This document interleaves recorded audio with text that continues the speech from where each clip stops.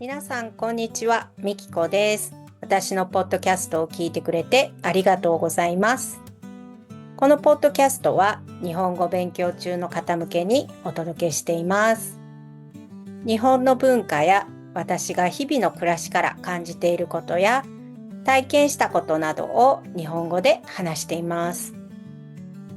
スクリプトはホームページに無料で公開していますので、よかったらそちらも見てくださいね。はい。ということで、今日は日本の春についてお話ししようと思います。日本の春といえば桜をイメージするのではないでしょうか。どうですか？もちろん桜を楽しめる最高の季節ですね。花見についてはエピソード2でお話ししていますので、よかったらそちらも聞いてくださいね。花見の歴史についても話してますよ。春といえば日本人にとっては出会いと別れの季節というイメージがあります。日本では4月から新しい年度が始まるんです。学校では新学期が始まって新しいクラスメートや先生と出会います。会社では新入社員が入ってきたり、転勤や移動もこの時期が多いです。一方で3月は卒業の季節です。多くの学生が卒業して新しい道へ進みます。友達との別れに悲しんだり、新しい出会いにワクワクドキドキしたり、感情が忙しい季節でもあります。花見や送別会や歓迎会などイベントもたくさんあります。送別会はお別れの会で、歓迎会は新しい人を歓迎する会です。この時期、夜の街では酔っ払いも増えます。夜じゃなくても花見で昼間から飲んでいる人もいますが、私が今月日本に帰るのも4月から新しい学期が始まるからです。日本の学校はだいたい3月25日前後から春休みに入って、4月の第2週目ぐらいから新しい学年がスタートします。春は新しい生活のために引っ越しする人も多いので、電気屋さんでは新生活応援キャンペーンが開催されていることも多いです。電気製品が少し安くなります。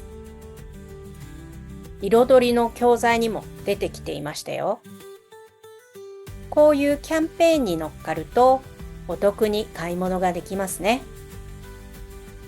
日本は3学期制で4月から7月までが1学期、9月から12月までが2学期、1月から3月までが3学期となります。学期ごとの長い休みは春休みが2週間ぐらい、夏休みが1ヶ月ぐらい、冬休みが2週間ぐらいです。もちろん地域によって違いますけどね。このポッドキャストを聞いている人の中で同じような3学期制度の国はありますか？私はまだ3学期制の国があるのを聞いたことがないです。なんかもう4月なんですね。春の話をしながらふと思いました。毎年思うのが1月と2月と3月はすごいスピードで過ぎ去っていきます。そんな風に感じる人はいませんか？実は日本にはこんな言葉があるんです。1月祈る、2月逃げる、3月去る。これは昔の言葉なので、今の言葉に直すと、1月は行く、2月は逃げる、3月は去るです。正月から3月までは行事が多くて、あっという間に過ぎてしまうことを調子よく言ったものです。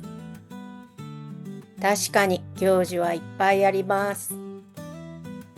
1月の大まかな行事は正月を迎え、1月7日に七草がゆを食べて鏡開きをして、それから成人式があります。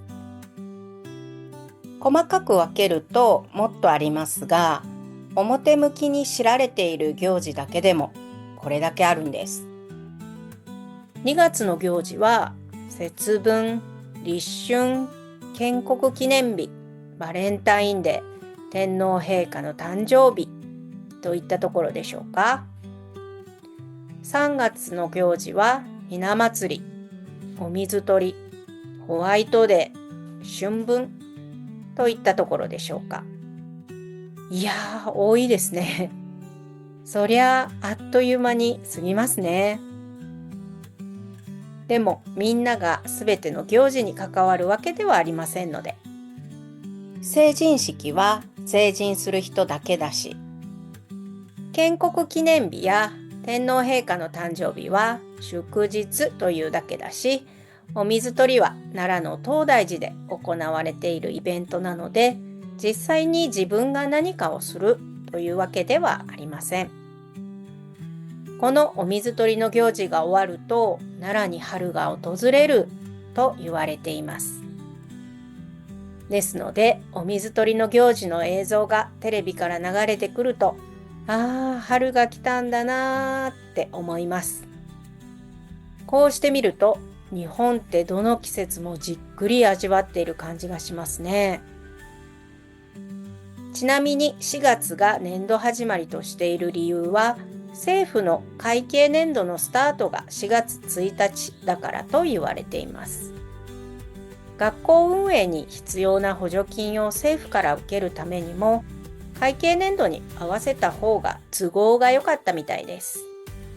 歴史をたどるといろんな説があるみたいですが、私自身ポッドキャストでこうしてお話しするときに、私の知識に間違いがないかいろいろ情報を調べています。ですので私自身もいろいろ勉強になって楽しいです。そもそも普通に暮らしていたら、なぜ年度始まりが4月なんだろうって疑問を持たないですからね。ここで生活していると当たり前のことですから。私自身インドネシアに移住した時に学校の始まりが日本と違ったので驚きました。日本の常識が世界の当たり前ではないんですよね。